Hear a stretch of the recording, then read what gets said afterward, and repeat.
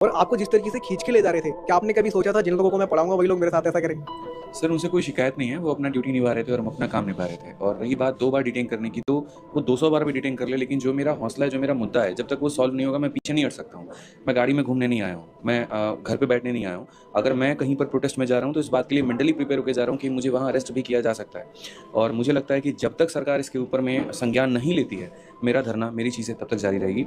लेकिन उसके पहले मैं देश के सभी शिक्षकों को कुछ कहना चाहता हूँ। अगर आपको ये लगता है कि सिर्फ दिल्ली में धरना देने से सरकार आपकी बात सुन लेगी, तो 2 दिन घूमने के बाद में मुझे समझ में आ गया कि सिर्फ दिल्ली चलो से काम नहीं चलने वाला है। पूरे भारत में जितने भी शिक्षक हैं, उन सब से मेरा हाथ जोड़ करके निवेदन है, आप जहाँ पर भी पढ़ाते हैं, आप वहाँ के एक लोकल एरिया को चूज़ करिए, परमिशन लीजिए और वहाँ पर धरना शुरू करिए। जयपुर के सभी शिक्षकों को मेरा निवेदन है कि आप जयपुर में कोई एक घटनास्थल पे सभी लोग मिल करके एक लीडर बना करके आप वहाँ पर धरना दीजिए। पटना में यहाँ पर एक लीडर बने, एक टीम बने, वो पटना में वहाँ पर धरना दे। प्रयागराज की टीम एक बने, वो प्रयागराज में दे। क्योंकि जब तक पूरे भारत में इसकी आवाज़ नहीं उठेगी, नेशनल मीडिया इसे कवर नहीं करेगी, एसएससी के ऊपर में कोई दबाव नहीं बनेगा, और दबाव नहीं बनेगा तो बच्चों, मैं तुम्हें दिल से एक बात बता दूं, ये तुम्हारा सीजल का पेपर हवा में ही निकल जाएगा। क्योंकि जिस तरीके से हमने डायरेक्टर से बात की, वो एकदम जिद पर अड़े हुए हैं कि एडिक्विटी ही पेपर कंडक्ट करवाएगी। और ये भी बात सुन लो मेरी बहुत ध्यान से, 3 साल का तो एग्रीमेंट उनके साथ में, और 2 साल वो और बढ़ सकता है। तो आप इस बात को मान के चलो 5 साल में पूरा बंटाधार हो जाएगा, और एडिक्विटी के सिलेक्शन फेयर नहीं होते हैं। कई ऐसे कारण है जो मैं अभी आपको ऑन कैमरा बता नहीं सकता बस, लेकिन आप इतने मान करके चलो कि ट्रांसपेरेंसी उतनी नहीं है जितने पहले के वेंडर्स में हुआ करती थी। तो हाथ जोड़ करके निवेदन है, तुम खुद लीडर बनो, तुम खुद आगे आओ, तुम खुद आकर के अपनी आवाज़ उठाओ। तुम्हारे लिए यहाँ पर ऐसे मान करके चलो कि कोई नहीं आएगा। लोग हैं तुम्हारे साथ में, शिक्षक हैं तुम्हारे साथ में, लेकिन तुम्हें आगे आना पड़ेगा और अलग अलग जगह पर आना पड़ेगा। एक आदित्य रंजन एक टाइम पर एक ही जगह पर हो सकते हैं, एक विक्रमजीत सर एक जगह पर हो सकते हैं, एक प्रशांत सर एक जगह पर हो सकते हैं, आपका प्यारा शिक्षक एक जगह पर हो सकता है। लेकिन सोचो अगर एक समय पर दशों दिशाओं से यहाँ जो है अगर बात पहुंचाई जाए सरकार तक, तो कितनी तेजी से सर वो फैलेगा।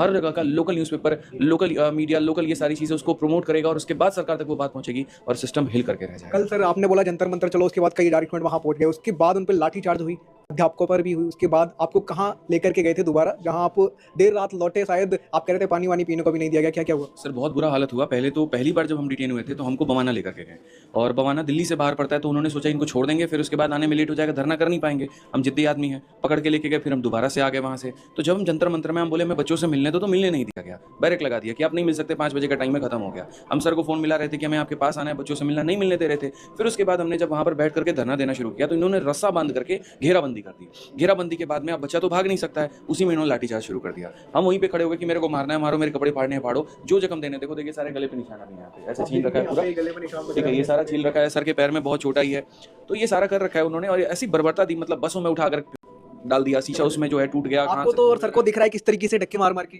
लेके जा रहे हैं। उसके बाद अंदर में सर की मेडिकल कंडीशन आ गई, पानी मांग रहे हैं तो पानी नहीं दे रहे हैं, कह रहे हॉस्पिटल में रोक दो, नहीं रोकेंगे। तो ऐसा महसूस हो गया तुमको मार देंगे लेकिन तुमको यहाँ छोड़ेंगे नहीं। धारा कुछ भी नहीं है, कोई केस नहीं है, ना हम आतंकवादी है, ना हम कुछ। हम तो बच्चों की बात को उठा रहे हैं, जिसमें सरकार को भी ये बात कहनी चाहिए कि चलो हमसे कोई गलती हो रही है तो कम से कम शिक्षक तो खड़ा इस देश का, वो शिक्षक जो निर्माण कर रहा है, वो शिक्षक जो इस देश को बना रहा है, वो शिक्षक जो सबको पढ़ा करके आगे बढ़ा रहा है, उसकी तो बात माने कम से कम। उसके साथ अगर ऐसा व्यवहार हो रहा है, तो जब शिक्षक के साथ में ऐसा व्यवहार है तो बच्चे के साथ में कैसा? सर आगे की रणनीति अब क्या है? आज बहुत सारे लोग इंतजार कर रहे थे आपकी इस वीडियो का कि आदित्य रंजन सर, विक्रमजीत सर, प्रशांत सर या फिर जो और अध्यापक रिटेन हुए थे, वो सब क्या कहना चाहते हैं, क्या रणनीति है? दिल्ली में हम अपने परमिशन और बाकी सारे धरनों की प्लानिंग सारे शिक्षकों के साथ में मिलकर कर रहे हैं, लेकिन दिल्ली के बाहर बाकी जितने भी क्षेत्र हैं वहाँ के आप खुद राजा बनिए, खुद लीडर बनिए, खुद आगे आइए और आकर के अपने धरने को लीड करिए। क्योंकि एक टाइम पर एक जगह से हम राजनीतिक पार्टी नहीं है सर, हमारे पास में अलग अलग ब्रांचेस नहीं है, हम अलग अलग क्षेत्रों में नहीं जा सकते हैं। इसीलिए मेरा आह्वान है सभी लोगों से कि अपने अपने जगह से जब तुम बात पहुंचाओगे ना, बहुत तेज में बात फैलेगी, बहुत आगे बढ़ेगी। क्योंकि हम वीडियो बना करके ये कह देते हैं दिल्ली आओ, जंतर मंतर आओ, तो प्रयागराज वाला बच्चा सोचता है पता नहीं जाना उचित रहेगा कि नहीं रहेगा। अब वो 2 दिन जब तक प्लानिंग करता है, आधा मुद्दा खत्म हो जाता है, वीडियो के व्यूज आते हैं 5 लाख, ग्राउंड पे बच्चा होता है 50। तो ऐसे कभी भी नहीं हो सकता, इस तरीके से कभी प्रोटेस्ट नहीं हो सकता है। सरकार तुम्हारी बात को बिल्कुल भी नहीं सुनने वाली है। अपने क्षेत्र में आंदोलन करना शुरू करो।